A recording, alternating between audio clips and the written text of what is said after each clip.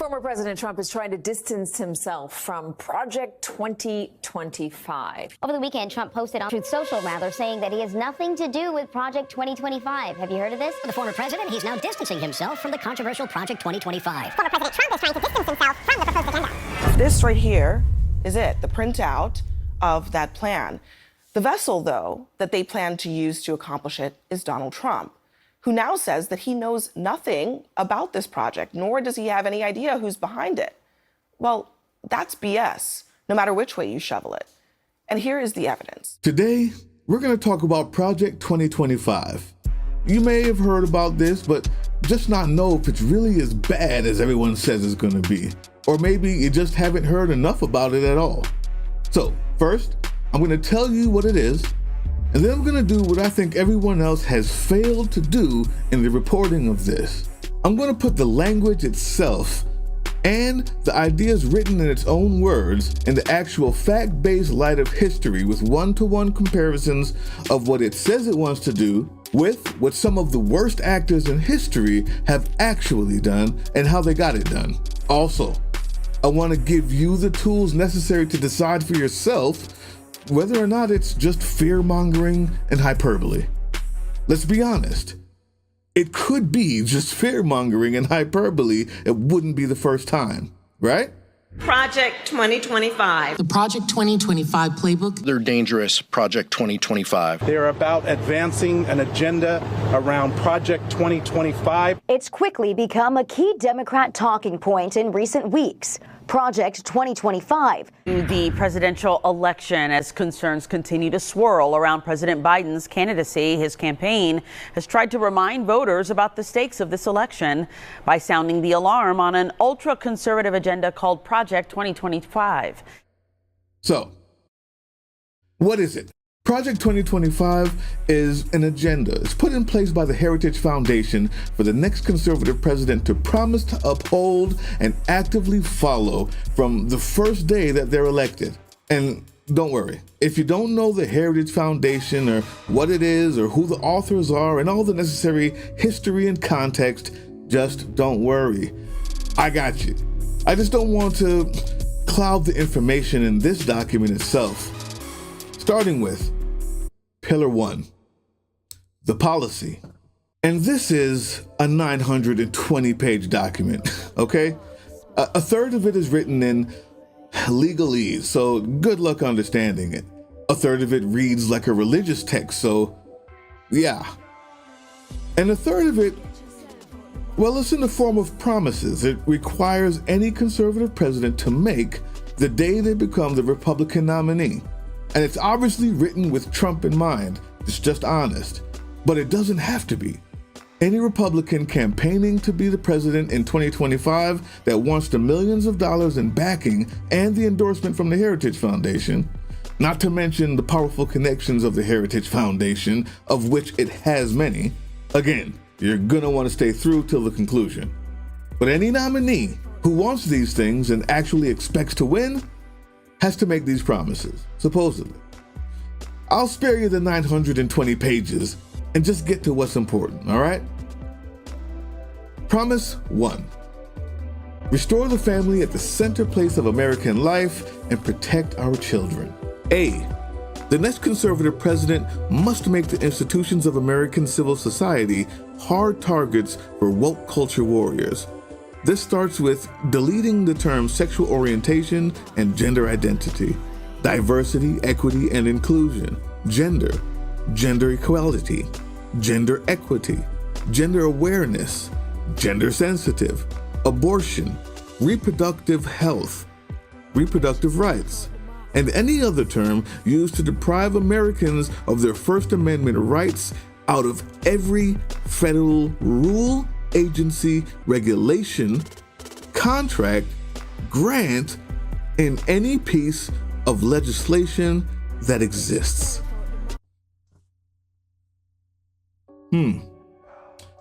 And what was just said? In order to preserve free speech, that's the First Amendment, we will erase every word we don't like. So let's take a look. Let's take a look at some of those words and see if we can reasonably find any concerns. Reproductive health, regulation, and any piece of legislation that exists. So, no regulations on the treatment of menstrual bleeding then. The cleanliness and the sanitation of gynecologists' offices.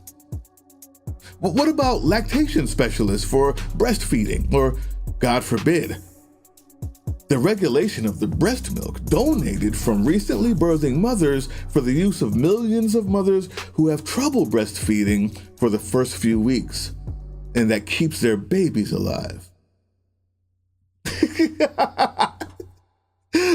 I'm just kidding. Like women are actually people. No, for real now. Okay, let's get to the people that actually matter. Let's talk about erectile dysfunction medication. No regulations on that? Might work, it might not. Huh? What about low testosterone treatment or low sperm count? Well, who needs kids anyway? What about castration? Like you see, if you delete regulation on reproductive health in any piece of legislation that exists, castration is legal as long as a doctor, or if you're under 18, a parent, says it's the right thing to do. Look, the political gaming on what women can or can't do, or whether or not abortion is murder or not, is not what I care about in this document. Believe it or not. And it's not because I don't care, it's because it's just another thing used to divide us. I promised you a one-to-one comparison, and this is what it looks like when you delete the terms reproductive health, reproductive rights, and regulations in any piece of legislation that exists. And that language goes way past abortion laws and trans people on your swimming team. This is what it looks like. They were gruesome, painful treatments. Beastly. The intense pain erased all feeling. My name is Professor Karl Klauberg. I performed forced sterilizations. From March 1943 to January 1945, I subjected 280 women to trials. 150 were sterilized according to my method. I'm campaigning against practice female genital mutilation, and I start the campaign. What has happened to many other women who today cannot have babies, who have died already for bleeding, who have been faced the consequence of the female genital mutilation today, is a silent killer.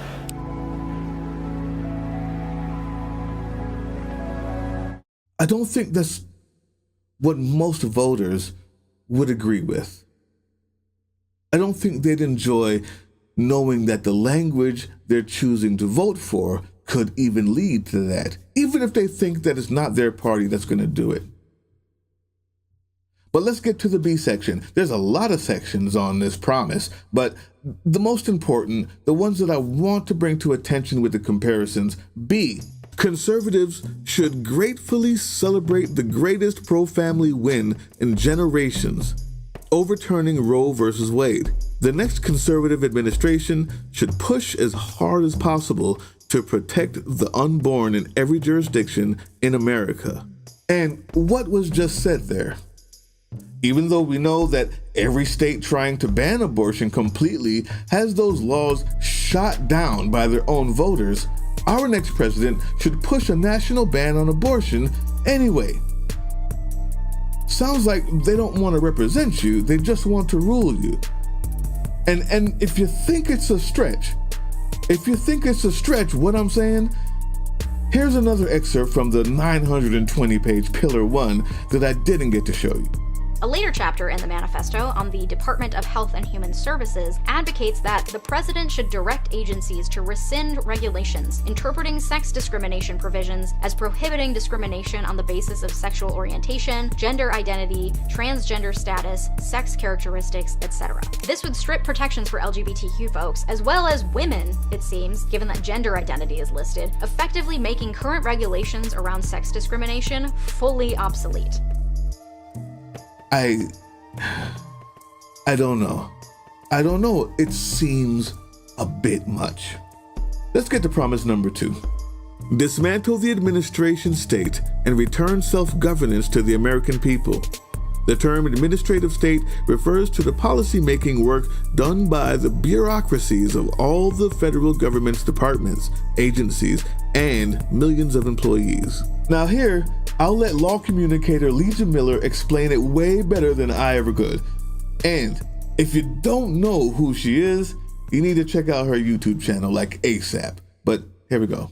Admin agencies are also referred to as commissions, boards, authorities, bureaus, offices, departments, divisions, etc. They're created by executive order, meaning when the president says so, or by Congress. The first federal admin agency was the State Department, created in 1789, when Congress was still chock-a-block full of original framers of the Constitution, I might add, which does back up claims that the administrative bodies are implied in the Constitution. The idea behind creating these agencies, instead of having Congress or the president alone in charge of implementing the laws, because it turns out it takes a lot of work to run a country, and agencies are in charge of creating a lot of regulations. Further, agencies are staffed by subject matter experts, at least in theory. So, for example, the people in the EPA have spent their careers learning about environmental policy and regulation, and are therefore much better positioned to implement a law than the lone president or congresspeople. And the Supreme Court has repeatedly upheld the constitutionality of administrative agencies, and tends to give a lot of deference to their decisions because they are the subject matter experts.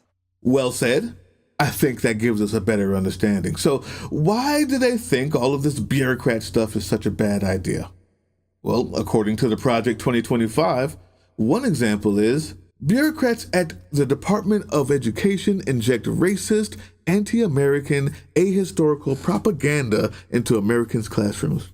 Well, if by ahistorical and anti-American you mean the biographies of Martin Luther King Jr. and Rosa Parks, both of which were taken out of the schools in Florida under the same definition, then I'd have to disagree with that policy. Men want to eliminate the Department of Education. They want to enact a Parents' Bill of Rights modeled on Moms for Liberty, the book banning group. But I digress, okay? That's not what this is about. It's not about whether or not I agree with it. This is about showing you the dangers of mandating and normalizing this type of thinking, whether it's Mein Kampf or Martin Luther King, whether it's The Art of the Deal by Donald Trump or Tired of Winning by people who hate Donald Trump. All of those books have to be available, because if not, this is what banning any of those books looks like. It's May 1933, and all across Germany, students at universities are carrying out a series of book burnings that target people with a quote-unquote un-German spirit. At these book burnings, the works of men like Freud, Einstein, Mann, and Erich Remarque, who had written the book All Quiet on the Western Front, are thrown into the fire. The largest of these book burnings occurred in Berlin, where an estimated 40,000 people gathered to hear a speech by propaganda minister Joseph Goebbels. In the speech, he declared that Jewish intellectualism is dead, and said that it was the right of the students to, quote-unquote, clean up the debris of the past. It was this cleaning up of the past that was going to pave the way to a very dark future. Also included in these book burnings was the works of Heinrich Heine, who in 1822 said, "Where they burn books, they will in the end burn human beings too." You see, they are not mad because we're burning. They're mad at what we are burning. While they were pulling the book Mouse, a story of the Holocaust, from bookshelves in Texas, here in Nashville, they threw books like Harry Potter and Twilight into the fire. So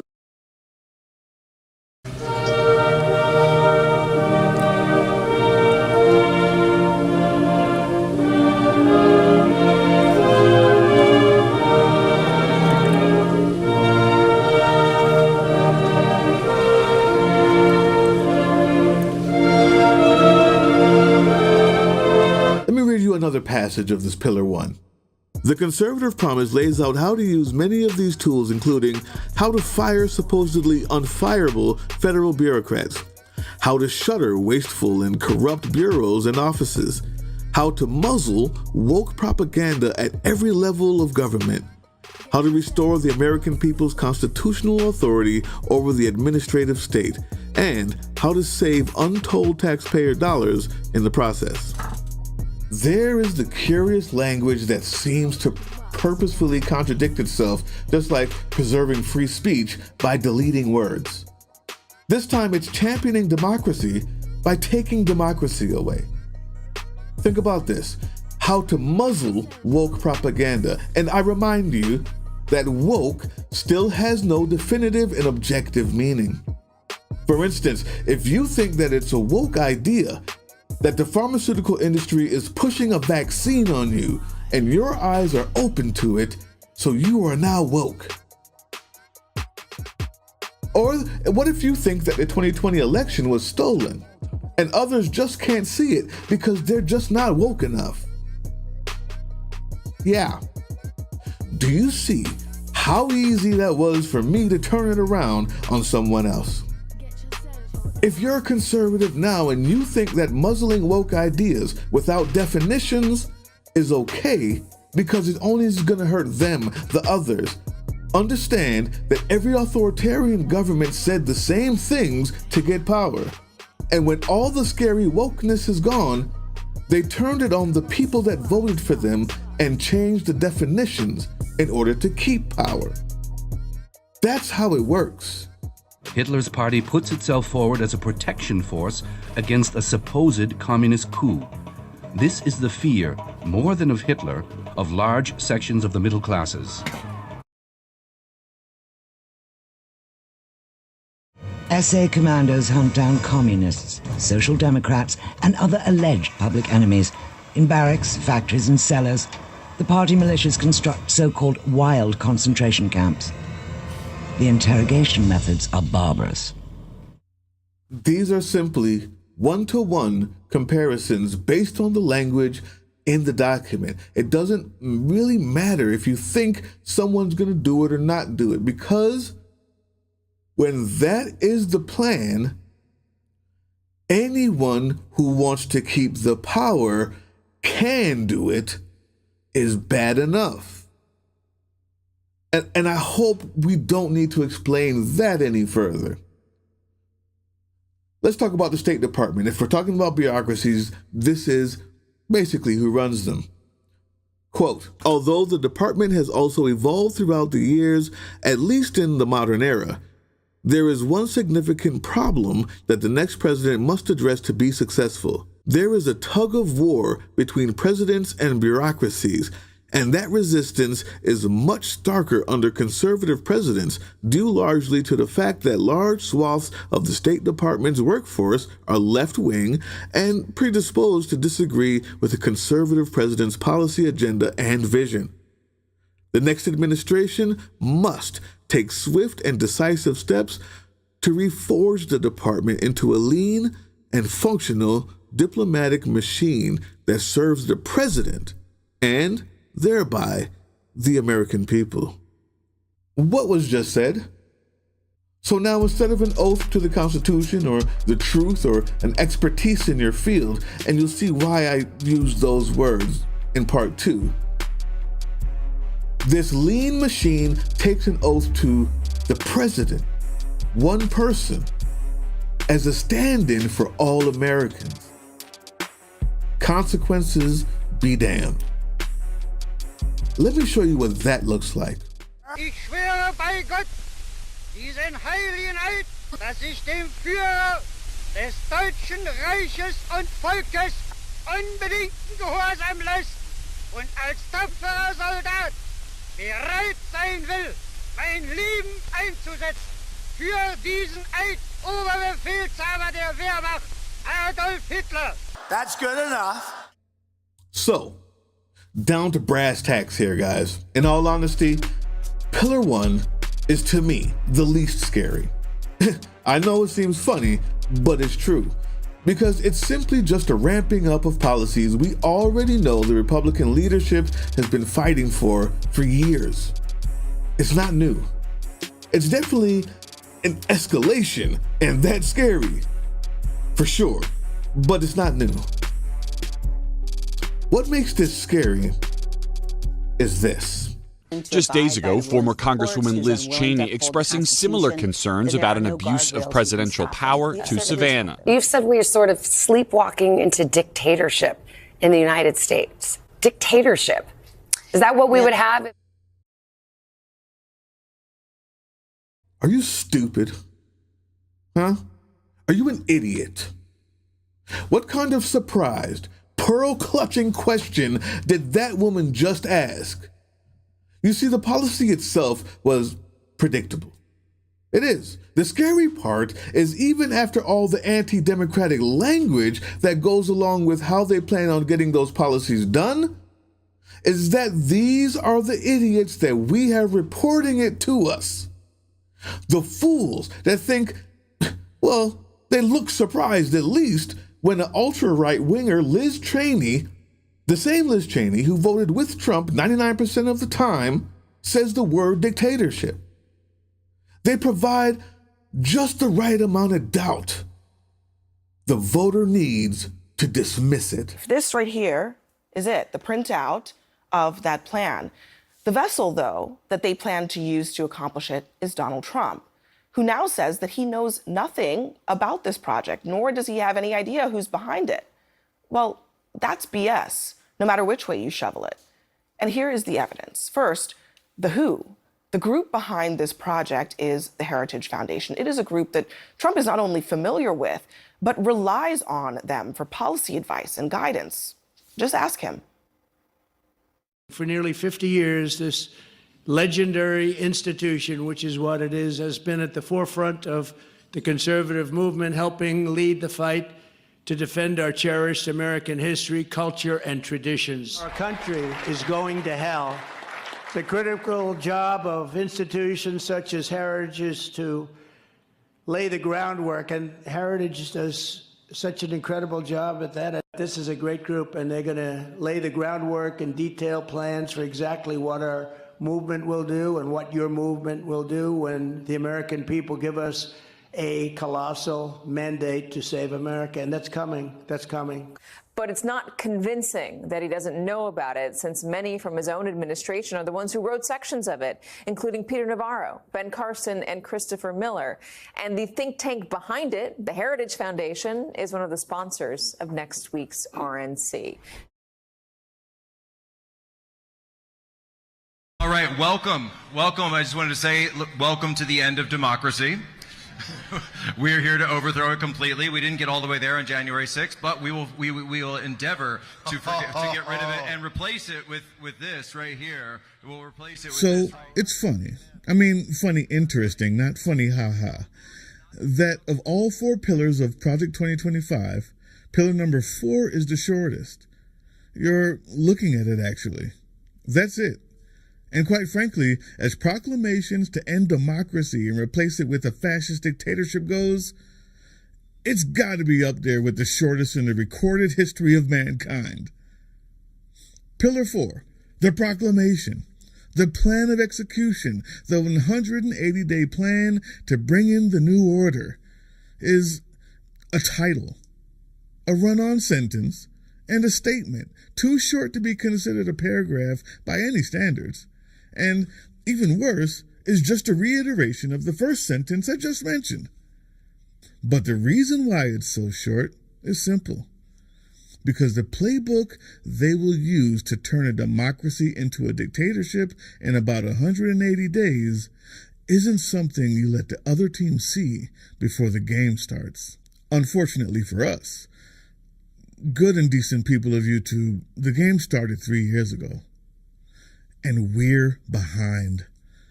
All of this is just me trying to throw you a Hail Mary in the end zone, guys, because we can't afford to lose.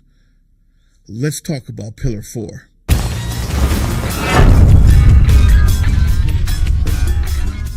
So, what do I mean by the game started 3 years ago? Well, as you can imagine, to do what's necessary to reach a place of no return in about 180 days in a democracy that's had its own constitution, traditions, and entrenched separation of powers for over 200 years isn't something you just stumble into, okay? In order to do something that ambitious without falling flat on your face, you're gonna need 3 things. Check it out. You're gonna need personnel in every possible position of power, loyal only to the dictator and nothing else. Just being honest. Number 2, you're going to need complete control of the masses by any and all means of the word control, and the erosion of political guardrails and institutions that keep the separations of power intact. And that last one, number 3, that started January 6, 2021. But that was publicly. Behind the scenes, the mechanisms necessary to start, if not fully accomplish, the erosion of the guardrails and the institutions has already started. And it's in place in battleground states as we speak, people. And have been watching now for 3 years what looks like dress rehearsals for this fall. If a local official refuses to certify a local election, that means those votes just don't get counted. They don't get moved up to the county level or from the county level up to the state level. And it just screws up everything, right? And it can prevent certification of the entire state if you do it in a large enough county. You know, like one of the big counties in Georgia, for example. And this is exactly what's happening. Rolling Stone points out a startling number of Republicans have refused to certify election results in recent years, despite their legal obligation to do so. In at least 15 instances since November 2020, local Republican officials in 8 states have refused to certify election results. Just before the Thanksgiving break, we got the worrying but also totally inevitable feeling news about Republican officials in 3 different counties in Georgia deciding that they would refuse to certify this year's election results. These are Republican officials in 3 different counties who refused to vote to certify their county's local election results from earlier this month. These were run-of-the-mill elections, run-of-the-mill election results. There was not necessarily anything wrong with these elections or with the results. The elections basically went off just fine. It's just that they're Republican elections officials, and so why would they vote to certify an election result? This is just kind of becoming the default Republican position now. Has obtained recordings of GOP operatives and their plans to essentially steal elections moving forward. So what's different about this? Well, number one, these poll workers are being trained by the Republican Party and they are coordinating with the Republican Party. Now that is a potential problem because what the Republican Party is teaching them is how to challenge and slow down voting in the Democratic area. So then number 2, they said, oh, we're not necessarily going to challenge a voter. Okay, let me show you a slide from their presentation. It's graphic 5, okay, and get a load of this slide. It's called How to Challenge a Voter. Okay, and it explains all the different ways that you challenge a voter. In Arizona, Colorado, Georgia, Michigan, Nevada, New Mexico, North Carolina, and Pennsylvania. And these are all states that could go, one way or the other in the presidential election. Republican officials have refused to certify or delayed certification of results for the election of local, state, and national candidates. Local Republican elections officials in some of these cases over the last few years have demanded audits and hand recounts. And then even when all the audits and recounts show the same results, they've still refused to certify the election. Because it's not about what the voters have actually voted for.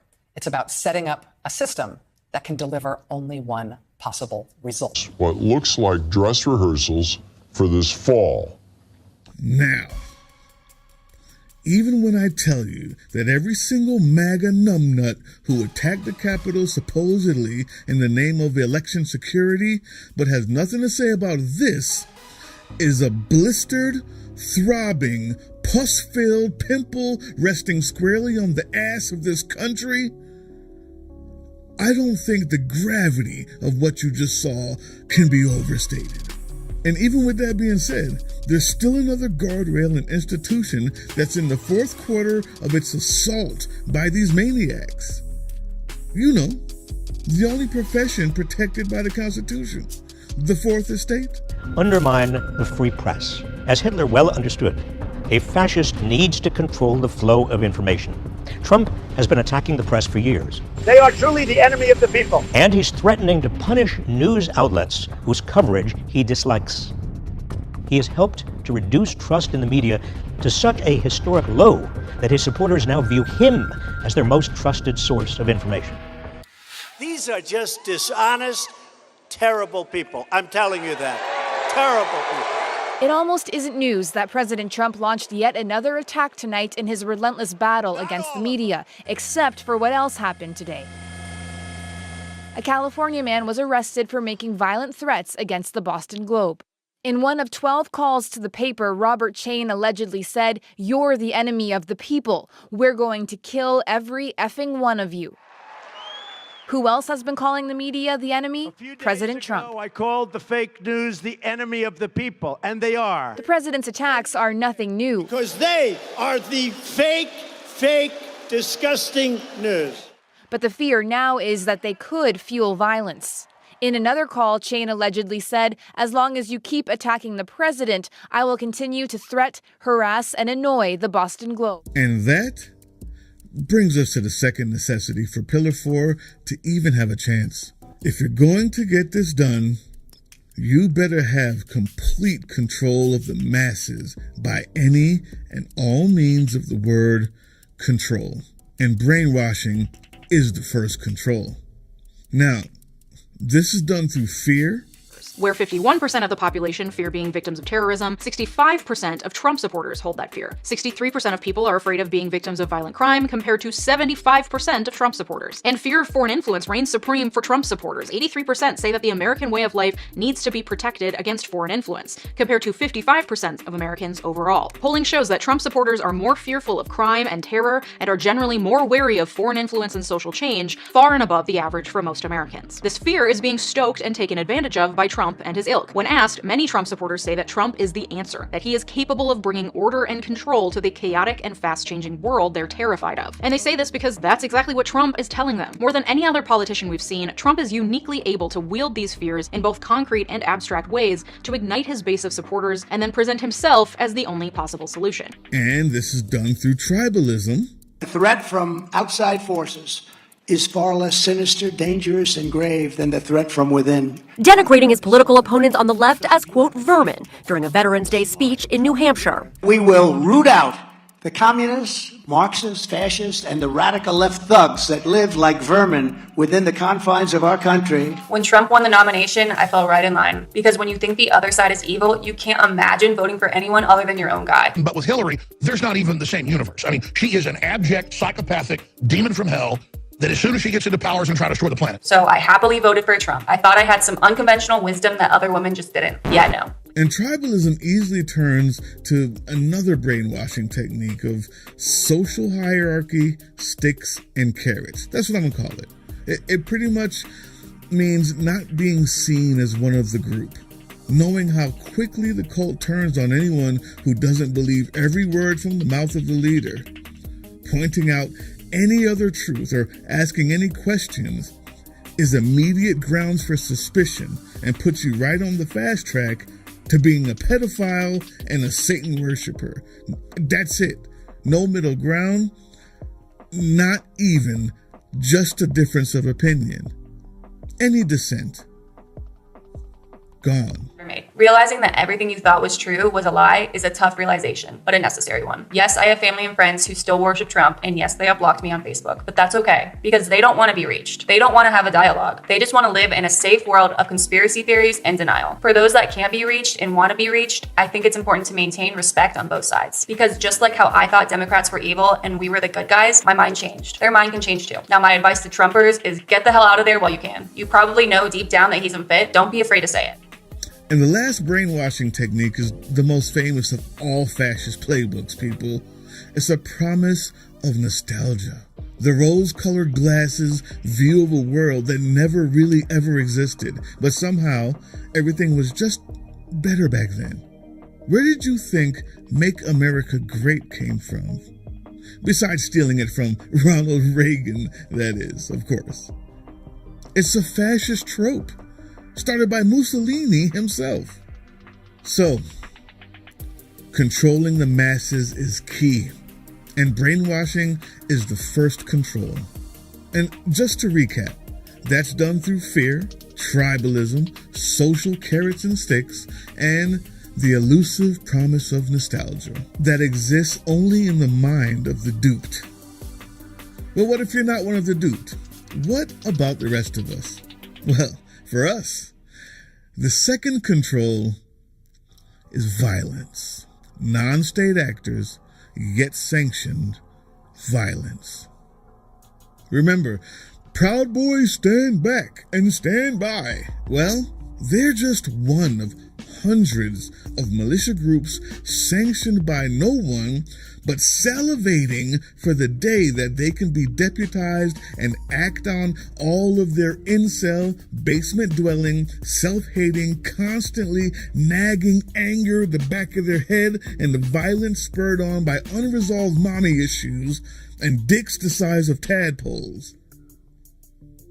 And they're led by hurting service members with untreated PTSD, depression, and very real rage from a life that left them behind. Oh, and don't forget the police officers sending racist pictures around the office, laughing at Black and Latino bodies being abused. Or even the Black and Latino officers who learn to hate themselves to get along. Yeah, they joined one too. Does that surprise you?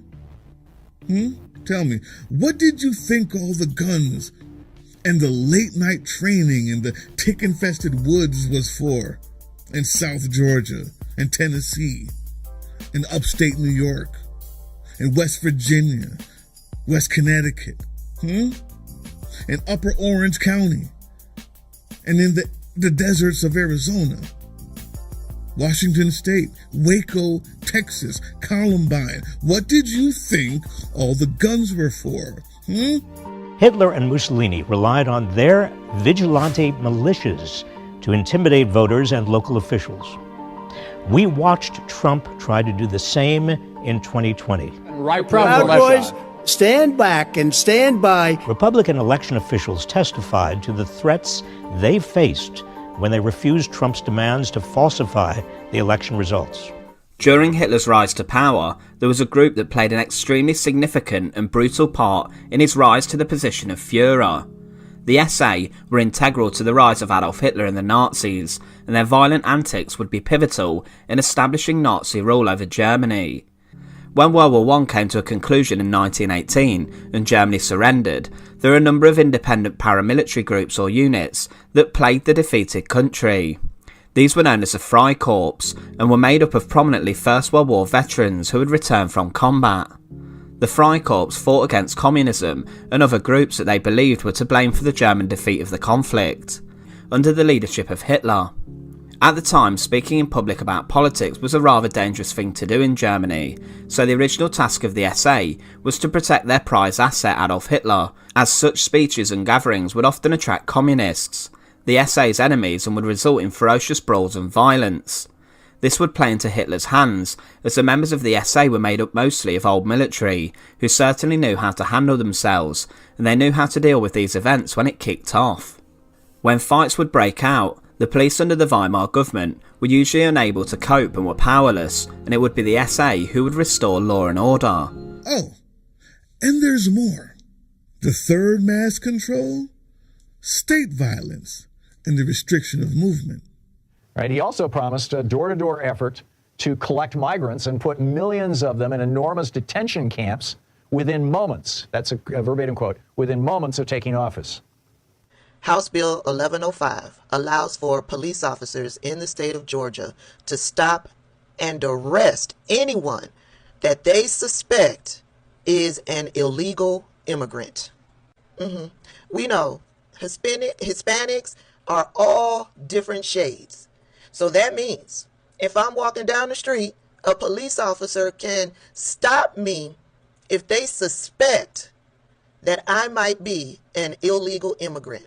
They can stop me and ask me to prove that I am an American citizen. In other words, the slave patrol. Greg Abbott signed a similar bill in the state of Texas.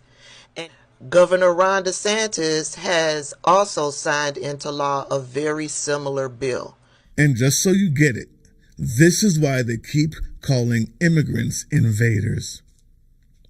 and invasion force, because that language gets you to do the Insurrection Act on day one, or war powers on day one. And the last control is the oldest in the books, people. The original opiate of the people, killer of kings, queens, and peasants alike. Good and decent people of YouTube, the rise of Christian nationalism is not an accident. Religion is the final control. It's a dose of brainwashing with the sting of life after death. An unseen God that tells you not to believe your lying eyes. And the pastor who tells you hell awaits the person who doesn't go along with the dear leader. And if you don't believe how quickly that concoction can be turned into the scariest, most potent weapon against democracy without a single word of dissent or even a question from the people you know and love, your neighbors you thought would never agree to such a thing, I take you back to the beginning of my video. Remember this? All right, welcome. I just wanted to say, welcome to the end of democracy. We're here to overthrow it completely. We didn't get all the way there on January 6th, but we will endeavor to get rid of it and replace it with this right here. We'll replace it with this right here. Amen. That's right, because all glory is not to government, all glory to God. People, so when I tell you that Pillar 4 is the shortest pillar because they don't want to give the game away to the other team, and when I say that the game itself started at least 3 years ago, and we're just now getting in at the fourth quarter, I wish it were hyperbole, but the truth is, Project 2025 is the brainchild of the Heritage Foundation, and if you can believe it, they've been trying and gaining ground at this sort of thing since the 80s. This isn't some upstart incel 4chan midnight manifesto. These guys have been laying the groundwork, managing the masses, incrementally changing and writing the rules in just such a way to take advantage of just such a time as this. In spite of all this nonsense from the left, we are going to win. We're in the process of taking this country back. No one in the audience should be despairing. No one should be discouraged. We ought to be really encouraged by what happened yesterday. And in spite of all of the injustice, which of course friends and audience of this show, of our friend Steve know, we are going to prevail. All right. So during an appearance on Steve Bannon's War Room podcast, Kevin Roberts, the president of the Heritage Foundation, insisted that despite overwhelming national opposition, Project 2025 will prevail largely thanks to the recent Supreme Court decision regarding presidential immunity. Despite overwhelming national opposition, Project 2025 will prevail largely thanks to the recent Supreme Court decision regarding presidential immunity.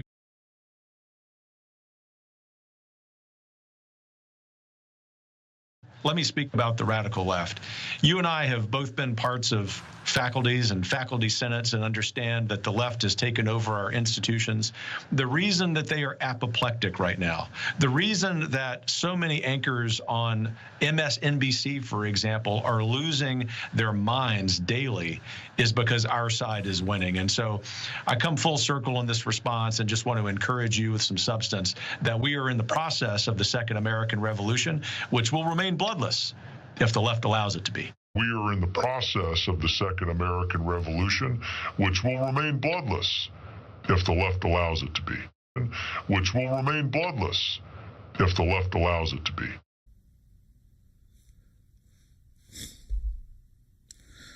This is my Hail Mary.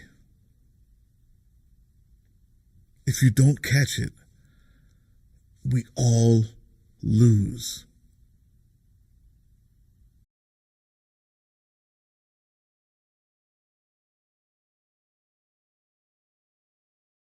And no, I didn't forget about the first necessity to fulfilling the authoritarian wet dream of these maniacs. I will explain how the past 3 pillars already has that covered.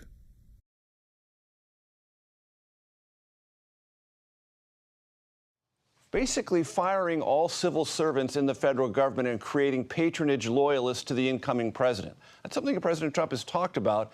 And after the Supreme Court ruling, essentially giving the president wide authority, if anything that the president does is an official act, it creates the idea that loyalists for an incoming Trump administration would do everything and anything he said he would do. And if it's an official act, it could be legally defensible. That creates a kind of anxiety about what this new Trump administration would be if it was stocked full of complete loyalists and he had more legal authority than previously imagined to do whatever he wanted to do as long as it was a quote-unquote official act. So, what's Pillar 2? It's simply the most genius way to overcome one of the biggest hurdles that every dictator has on their way to consolidating power. That hurdle is ensuring that once you're in power, no one can topple you from the inside. Most wannabe dictators fail at this, right? Because they can't pass this hurdle. They fail to plan for this hurdle before they get there. So what is this genius, never seen before idea? Well, the Heritage Foundation started a fan club. Not a joke. Well, kind of a joke, but the same idea. It's a 4-page questionnaire designed to make a database of candidates to fill every administration position in the executive branch. This isn't sent to leadership in the state about their interns or who they know or the people who's worked for them. As ex-presidents usually do, give that information to the incoming president so they have a pool to pick from. This isn't sent to agencies or recruiters who vet graduates for internships. This is for anyone who has a phone number. Because the only requirement for filling this out is you have to give your phone number in order to download it and send it in. And unless you're watching this right now, the only places you would have heard about this is by watching Steve Bannon's radio show. No, really, that's it. Look here, that's the press release. All of the press releases, nowhere else. If this doesn't scare the absolute brown shit out of you, allow me to remind you of the pool from which they're drawing. Here are the people who watch and listen to the outlets to which they sent this press release and nowhere else. What will you do if former President Trump were to lose again? Well, depending on how honest of an election it looked like it was, if it was honest and run correctly, I would accept it. If it wasn't, I would not accept it. Okay, thanks so much. Then maybe we'll have to make him king. Would we want to go back to a monarchy? You don't know what's going to happen. Then maybe we'll have to make him king. I am a Donald Trump cultist. I am a soldier for Donald Trump. I serve at the personal pleasure of Donald Trump, my supreme leader. I am the Praetorian Guard of Donald Trump. If Donald Trump ordered me to do an extrajudicial killing, I would perform it. Where's the line between separation of church and state and putting the 10 Commandments in a government building? I don't believe that there should be any separation between church and state. As the Constitution is written, it is for the people, by the people, and God is all part of it. Jefferson's Articles of Religious Freedom were about that, about keeping religion in one place and keeping government in another to a degree. Correct. But at the same time, and everybody can have their own religion, but we still have respect for our gods, whichever gods it is that you're attracted to or you're serving. So there's just too many things that are happening in this country right now that are not right. And if we go by the 10 Commandments or if we go by just moral law, there's things that are happening that are they're not right, and they're not right with any of the gods. I don't watch the news either. So, if he sent me somewhere and said, look, we need to torture Hillary Clinton, theoretically, I wouldn't obviously do that on my own volition. But if Donald Trump won the election and Donald Trump called me on a secret burner phone and he said, look, we have to capture and no, we can't go there. We actually can't go. We actually can't go there. But if Donald Trump called me up and said, look, we need to capture my political enemies and torture them, you're okay with that, right? This is totally off the books. This is a black op. If he called me up and told me to do it, I would be like, sir, yes, Mr. I wouldn't even say yes, Mr. President. I would say it will be done. I would say it will be done, Supreme Leader. I would say something like that. They are, because they know when he comes back, it's game over. Day one dictator. Hey, day one dictator. Because you know what? We gonna drill, baby, drill. Hey, how many people here? Now, normally I know you probably wouldn't in America, but considering what they've done to this man, how many people here support day one dictator? Yeah. Okay. But Bruce, you're just being hyperbolic and overdramatic. Those are obviously the lowest common denominators, and there is no way on God's green earth that anyone looking to actually run a government are going to choose that person to run anything. I know that these people would never be picked. Exhibit A. Now I'm saying according to Q. Again, I don't have any proof of this, but we're talking about who is Q, so I'm going to tell you what he says. According to him, many in our government are actively worshiping Satan. But these are interesting things to look at, and so I wanted to talk to you about them. I'm not presenting them that they're fact, but I am presenting them that I'm hoping they're facts. Presenting them that I'm hoping they're facts. Anybody? Criticism for posting hours of videos discovered by Politico in which she expressed openly racist, Islamophobic, and anti-Semitic views. I know a ton of white people that are as lazy and sorry and probably worse than black people I know.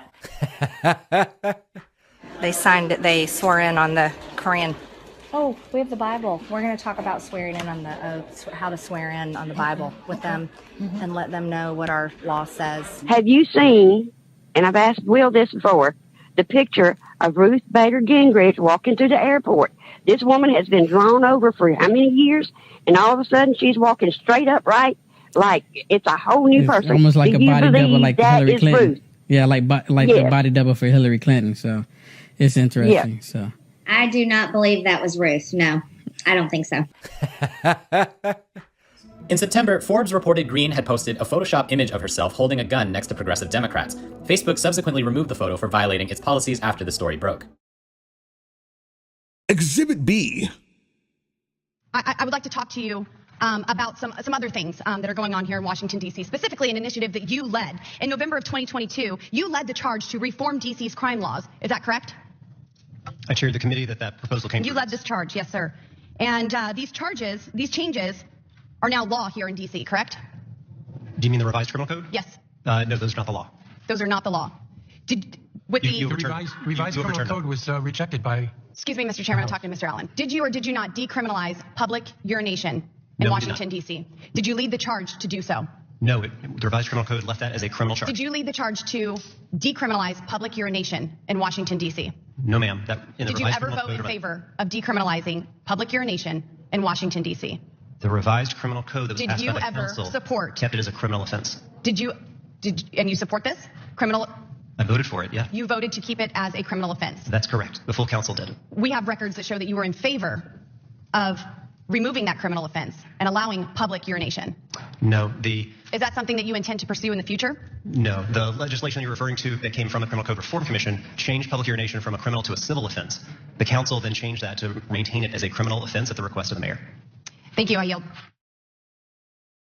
Even Boebert's own stupidity flies over her head. Well, America, the liberal hacks are at it again with their phony Lauren Boebert is so dumb hashtag. We see more deaths by hands, fists, feet, even hammers. And, if hammers are the cause of more deaths than firearms, then maybe we need to start having background checks on hammers.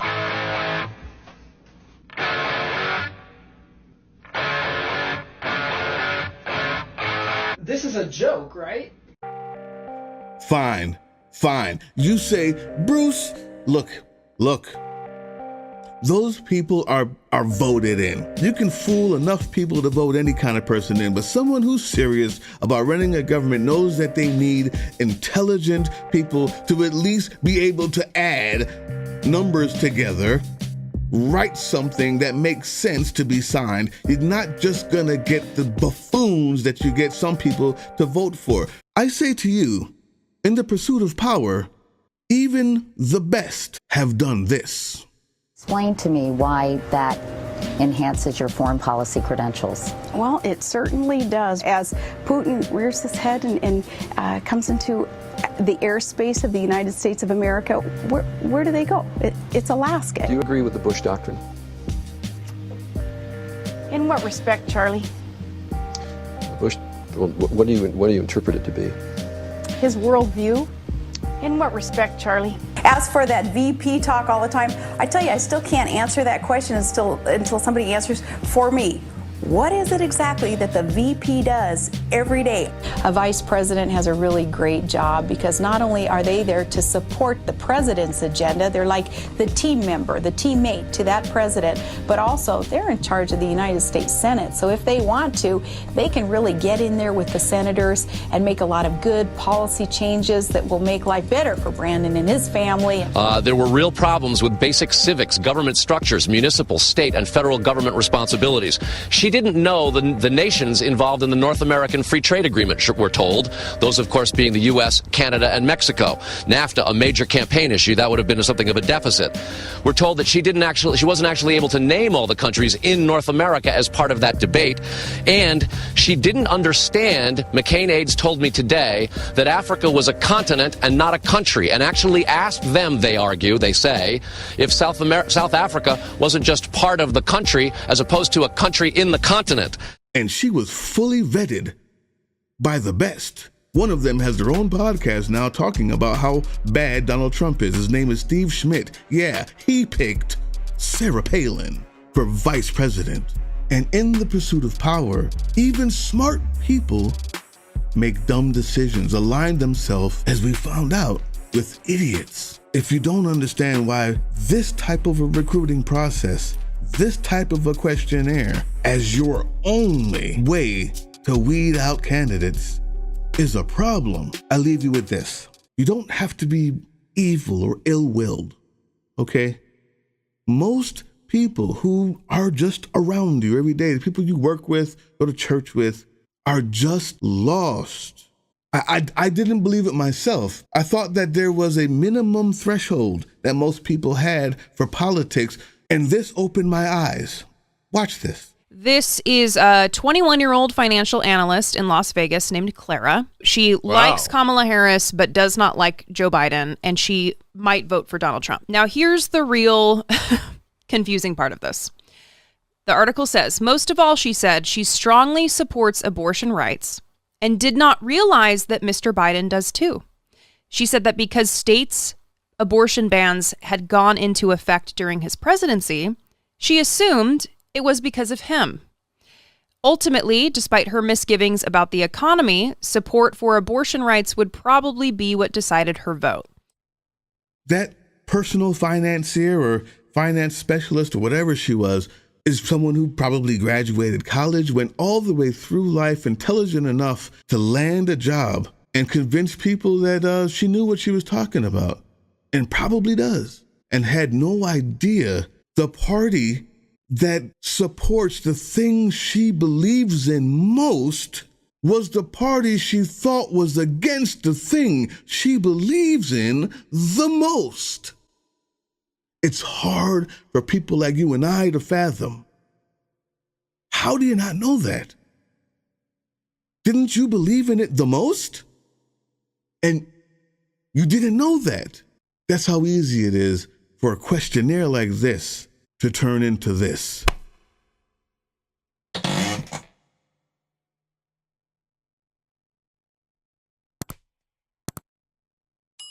It's not always about who's evil. It's who's uninformed.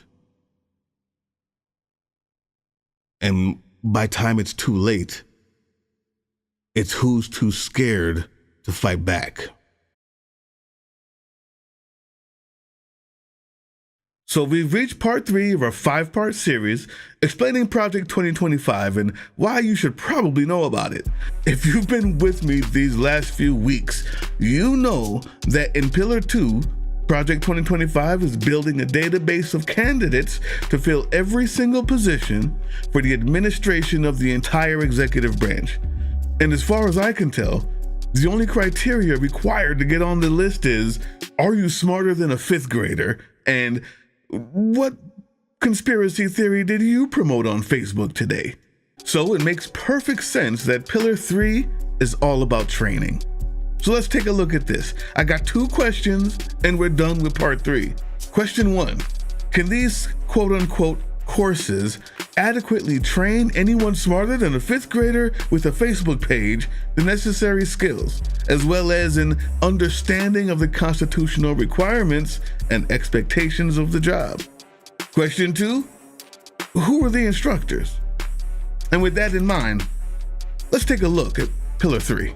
Okay, so right off the bat, Pillar 3 lets you know that it has 4 certificates that you can get on your own right off the internet in 30 to 90 minute courses or something like that. We're going to take a look at them and ask ourselves these 2 questions. Check it out. Certificate 1, prepared to serve. Well, that sounds nice, doesn't it? Let's see what they have available. According to the course list, we have Conserving America, the history of the conservative movement, why your service matters, and how presidential appointees at all levels impact policy, political appointees, and the federal workforce. Want to work for the president? What you can do now to prepare. The federal background investigation and security clearance process. These are all things that seem like you'd want to know about and have some sort of understanding of before becoming an administrator in the executive branch. Good, no problem. Let's see question 2. Who's teaching this class? Take a look at Derek Morgan, for instance. Previously, Morgan was the senior vice president of the American Fuel and Petrochemical Manufacturers, a trade association that is supportive of free enterprise and represents companies which produce more than 85% of the refined products and petrochemicals made in America. Now, they also happen to show you things like, well, what has this person done? What have they published? What are they talking about? Yeah, the case against electric vehicles. Biden's latest fuel proposal promises to drive gasoline prices higher. He wrote that climate money is pouring into Washington. Watch out for the rhinos. And Biden administration electric vehicle gambit. Here are the factors that affect gas prices. Listen, this is all the type of stuff that you would expect from a Republican operative, I guess. The fact that he works for private institutions that make money for private institutions, also par for the course, but to be a teacher in the course of Prepare to Serve seems weird. What exactly is he teaching about that prepares you to serve as an administrator in the executive office if you're only smarter than a 5th grader and have a Facebook page? It seems to me to be strange to have him teach this course on preparing to serve in the White House. Listen, let's go to the next guy. What about Spencer Cretion? Well, turns out Spencer Cretion, 5 things you can do right now to help dismantle the federal bureaucracy. Allow me to elaborate on the ridiculousness of him being your teacher to prepare to become a part of the federal bureaucracy. This is strange. This is strange. Let's go to course 2. Let's see what they're talking about and who teaches those. Certificate 2, Conservative Governance 101. This sounds like a great course. Let's take a look at the course list. The Political Appointees Survival Guide, Time Management and Political Appointees. Hey, this is good stuff. You're gonna need to know this. The Art of Professionalism. Yes, I agree, you got to know that. How to staff your principal. Hidden Meanings, The Monsters in the Attic. How to work with the media. very important. Oversight and investigations. Okay. And the federal budget process. Nothing weird there. This seems like a lot of great courses. Let's see who's teaching these classes. And spoiler alert, that's when things get a little weird. Follow me. Well, you click on the first guy here, something strange happens. It takes you to these wonderful people. All of them are in the same list. But it starts you in the middle of the page. Why? Well, at the top, they're letting you know this is a company. It's nothing to do with public service. As it says here, we've written defense acquisition policies and overseen technology and all this stuff to partner with you to apply this expertise and bring critical insight and insider perspective to bear on your corporate strategy, product, or service design. They work for the businesses that lobby the government. So you're telling me in Conservative Governance 101, the history, the depth, the breadth of conservative thought in government, you're being taught by a company who lobbies conservative government for the company. Does that seem strange to anyone else? It should. If the company and the private sector is teaching the administration who runs the government, good question. Certificate 3, the administrative state and the regulatory process. I'm wondering, as an administrator, so far I've seen your introduction is run by, taught by advocates against climate regulation. Let's be honest, that work in the private sector. Your courses on conservative thought and governance is run by the corporations. And the third course is about the regulatory process. I'm seeing a theme here, and I'm not understanding how all of this is actually helpful to somebody smarter than a fifth grader with a Facebook account. I think they need to know more, but I'm not going to jump to conclusions. Let's continue, part 3. Well, who's teaching this class and what are the courses? The courses are the administrative state and how to address the problem. Again, you're the problem. You're signing up to be a part of the administrative state, and your first course is addressing the administrative state and the presumption that it's already a problem. I'm a little bit lost as to the course direction. I'm sure you're smarter than a fifth grader, and I know you have a great Facebook page, but I think that when you signed up to become an administrator in the executive branch of the next Republican leadership, presidency, your first course shouldn't be, hey, by the way, we never wanted you here, but thanks for signing up. This is strange. Let's continue. Who's teaching the class? Let's get into it. David R. Burton. David R. Burton, General Counsel for the nation's Small Business Association. Wow, I didn't see that coming. What has he done? What's he known for? Well, last thing he wrote about was entrepreneurial capital formation, private equity. Inflation Reduction Act is a euphemism for big government socialism, financial privacy in a free society. Here's your teacher for the regulatory system. Let's look at the second guy, Roger Severino. Needless to say, I'm gonna skip the bull. You know what it is. You know who he is and where he's from by now. But I just want to show you why he's important. This is what they're highlighting, why he's important for you to learn about these systems. The pronoun police have arrived and are coming for you next.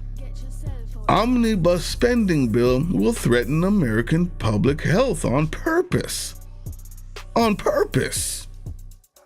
Fact-checking 7 claims by defenders of Democrats' same-sex marriage bill.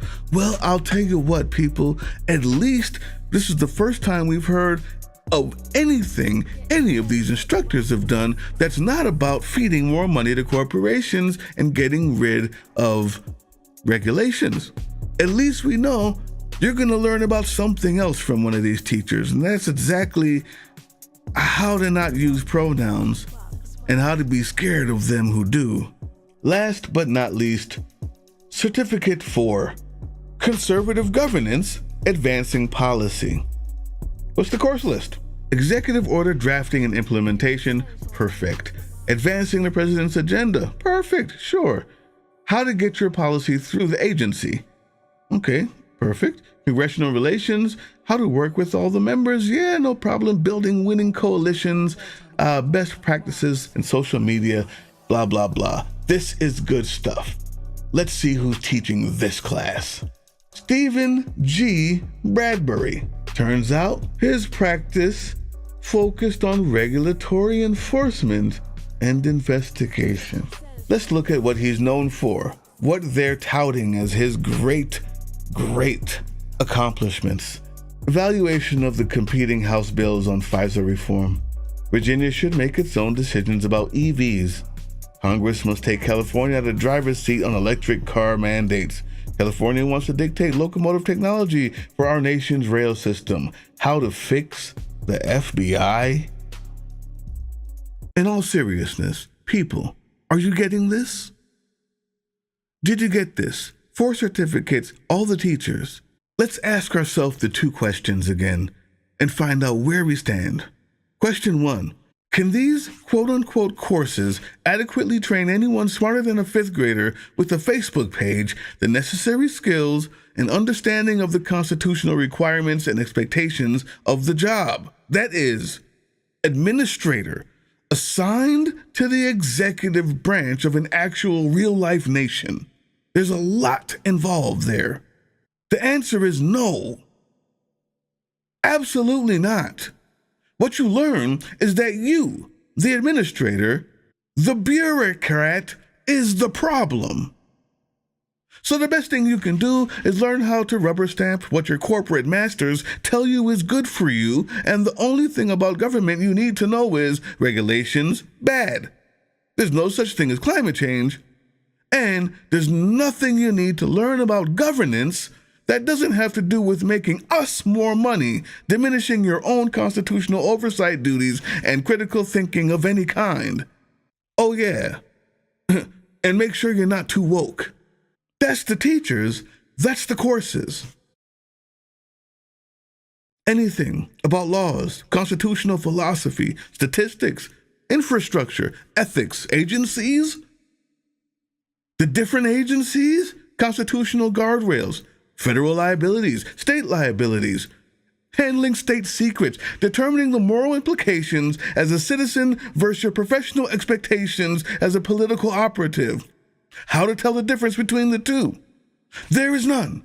There's nothing about any of this in the learning, in the courses, in the teaching.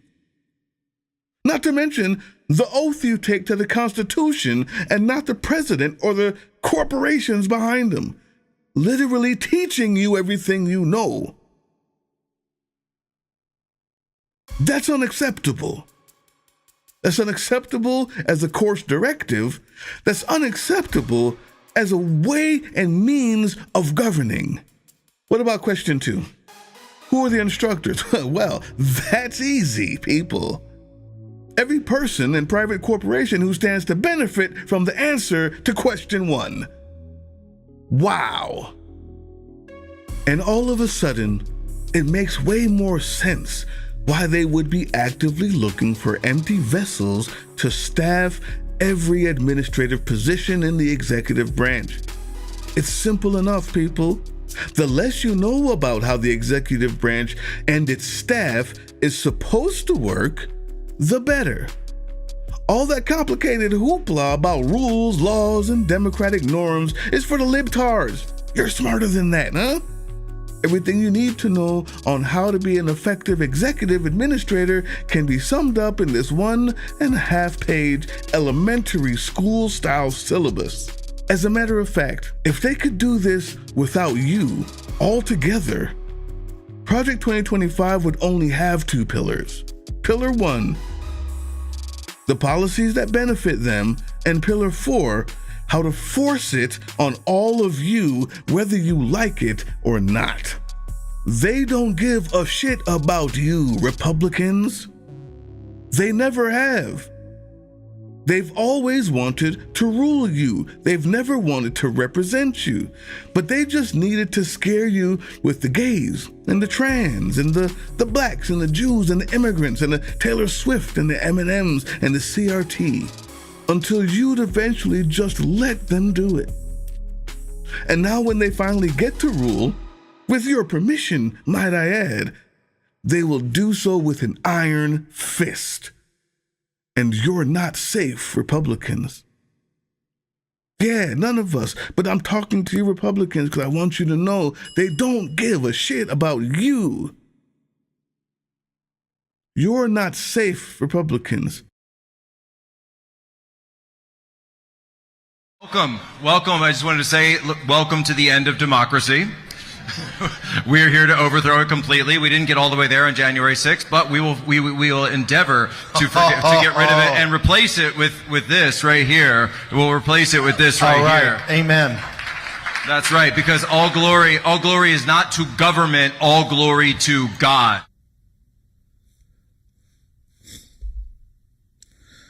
This is my Hail Mary. If you don't catch it, we all lose. I'll see you on the next one.